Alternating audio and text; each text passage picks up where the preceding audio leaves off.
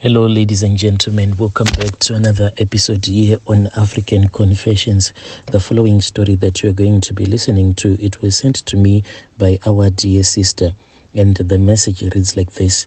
Hello, Brother Nashi, how are you? Can you please post my own story as hidden identity? My brother, I have lost my only source of income. I am a prostitute, but what is happening down there, it is quite terrifying. My private part, it is like closing up. Right now, I can't even insert like 2 fingers into my own private part because it keeps on getting smaller and smaller and smaller. When this thing started to happen, some guys that will book for my services, they used to love it and they will say that you are very tight, and they used to pay me a lot of money. But with time, I then stopped doing this thing, but I am struggling because whenever I am sleeping with a man, you can just imagine that down there, now I can't insert 2 fingers. How about a man's manhood? It can't even go in there. So I am always using a lot of lubrication, but it gets so painful. It's like each and every time that I'll be sleeping with a man, that man will be removing my virginity, because when that man will pull out of me, I'll see that his manhood will be covered with some blood. So inside my own VJ, there will be some tearing that will be happening, and it is very painful. What happened for me to have this type of a disease is that I lost my husband. When I lost my husband, that was in 2017.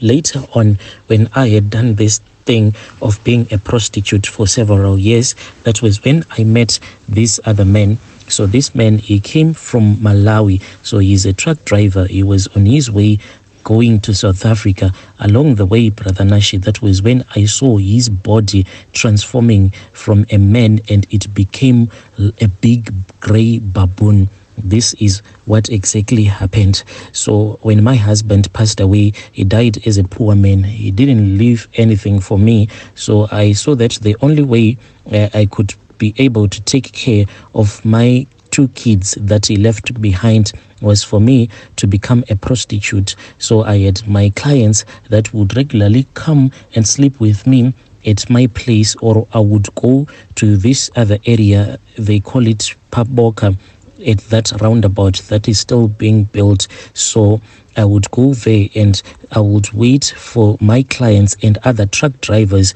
those ones that will be headed for South Africa, coming from Zambia, Malawi, DRC, or wherever. So some of them, they will be in need of company. That is what I was using to survive. But now I can't do it anymore. You know, these men that are truck drivers, most of them, they have massive manhoods. So with my small VJ, I can't even be booked because it will be very painful for the men. It seems as if they enjoy when they make love to a woman that will be screaming in pain. So there was a day that I met this man that later transformed himself and became a baboon.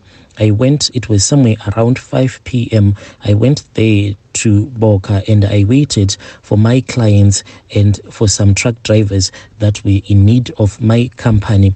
Whilst I was there, Brother Nashi, business was really down on that day. And when it was somewhere around 8 p.m., that was when I spoke with those guys that are like the rank marshals. I spoke with one who is like my best friend, and I told him that tonight business is really down. If you hear any truck driver or any man that will be traveling alone who needs company of a prostitute, please tell me. So he went and he started doing his rank marshal thing, and he then called me. It was somewhere around 9 p.m. There was this other truck that was coming from Malawi on its way going to South Africa. So I then paid that rank marshal $3 since he was the one who had found this customer for me, but he was given some more money by that same truck driver, the old man. I got into the truck and we spoke, and I heard that from the way that he was speaking, Shona, he was from Malawi. So he then bought a Dragon energy drink and he started drinking, and he said that he was really tired. He told me that he was on his way going to South Africa. He asked me if I had a passport, and I said no. He said, okay, it is fine. So where do you want me to drop you? I said, if you can drop me in Chivu, then it is fine. I'll be able to get onto a taxi. Then I will return back to Harare. This man, to my surprise, he gave me $50 since I was going to be with him like throughout the night. So he said, I am going to be paying you like $50. That was the money that he gave me. He then started his big truck, and then we were on our way. And by the time that we passed this other toll gate, there by Golf Club, that toll gate, he then told me that he wanted us to stop just for a minute. So he stopped by the side of the road. Then he said, let us go and make some love. We made some love, and he said that he was really tired and he was feeling sleepy. I told him to sleep because I didn't want him to cause an accident, but he said, no, let us continue. Brother Nashi, that was when he started driving and I fell asleep. When I woke up, Brother Nashi, this truck, it was like moving as if it was a small car. It was traveling at a very high speed. That was when I saw that instead of that old man sitting behind the wheel controlling the truck, there was actually a big baboon that was in control of this truck. I thought that maybe I was hallucinating or something was going on. So I looked properly and I saw that this man had transformed himself and became a baboon. I started screaming, and the more that I screamed, this monkey, it started to laugh, and it seemed as if it was enjoying me being scared like that. The truck kept on moving. In only 2 hours, we had arrived in Chivu. We then went to that safe station, that first safe station when you are approaching Chivu town. That was when I saw that his body was now transforming from that big grey baboon, and it became the body of that old man from Malawi. Then he started to speak with me, Brother Nashi.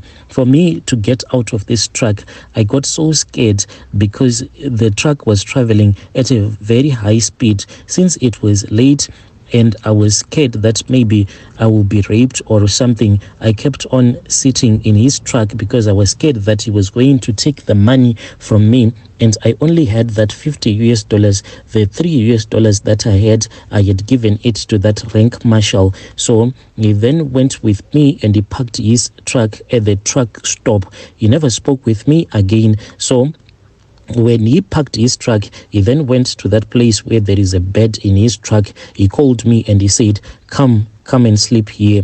I went, Brother Nashi, and he started to make love to me, but it was more like he was abusing me because I was still dry there with fear. I tried to touch him and he pinned my arms and he started making love to me, holding my arms like that. He didn't want me to move or to do anything. By the time that he was ejaculating, I swear to you, Brother Nashi, that when I looked at his face had transformed itself and it had became the face of a monkey, but his whole body, he still had the body of a human being. So he kept on sleeping with me without giving me any rest. He waked me, Brother Nashi, until it was somewhere around 4 a.m. That was when he left me in Chivu and he told me that he was continuing with his journey going to South Africa. He gave me $10 as a bonus. So the total amount that he gave me, it was $60. I took the money, then I got onto the taxi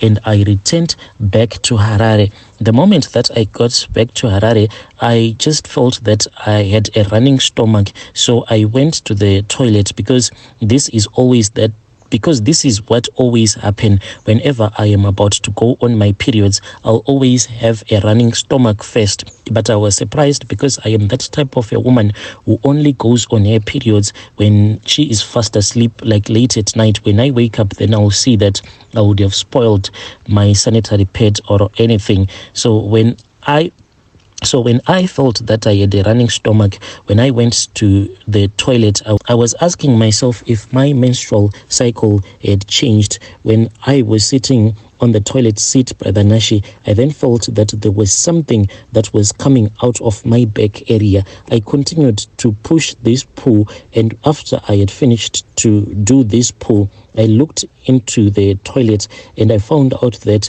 the poo that had came out of me, this poo, it seemed as if it was alive. It was some sort of a parasite. Like, I don't know if this is normal.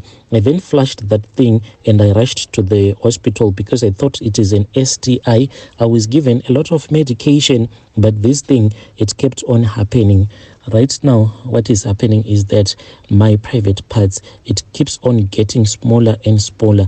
Like I told you, I can't even insert 2 fingers. Even if I insert 1 finger into my private part, it is really painful. I am struggling, Brother Nashi, and this is like my only source of income.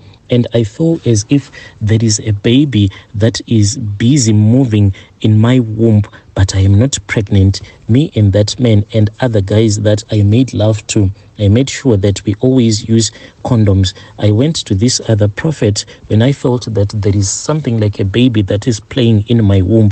The prophet then told me that I can see that this is what the Spirit is showing me. The Spirit has showed me that you once made love to this man who is an old truck driver. And I said, yes, man of God, what is going on?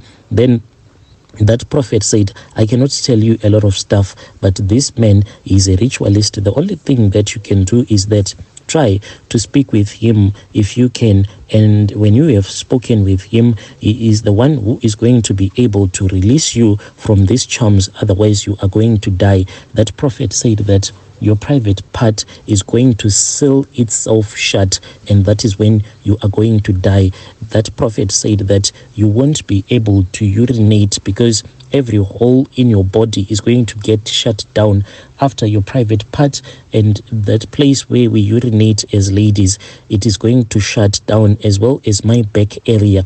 It is also going to shut down, so I won't be able to do poo or to urinate. So all of this toxic stuff that will be inside my body, trapped inside my body, it is the one that is going to kill me. As for that man, I never thought of taking his own number, and I have been trying to search for his truck. The truck, Brother Nashi, it didn't have any like logo of the company, and since we traveled throughout the night, I never checked his truck because being in this business, I had told myself that I should not have any emotional connection with any of these truck drivers that usually book me. But this truck driver, the truck that he was driving, you know, those other trucks, the old trucks like Malawi's, that was the truck that he was driving. And I have tried to search for it, but I cannot find it. This truck, it was white in color, Brother Nashi. Dear listeners, right there was a message that I received, a message that was sent to me by our sister right there. So she says she's looking for this truck, which is very difficult to find because all that she know is that this truck, it is like one of those old Mercedes-Benz, the Power Stars, and it is very difficult to find a truck like that. She says that it looks like one of those that looks like the Malawi trucks. She has no number plate, no phone number, no idea of what this man's name is. All that she knows is that the man is from Malawi. He's an old man. She has to find him because he's the only one who can release her from this charm. Just imagine when she said that a private part is getting smaller and smaller. She can't even insert 2 fingers. Ladies, tell me what you think in the comment section.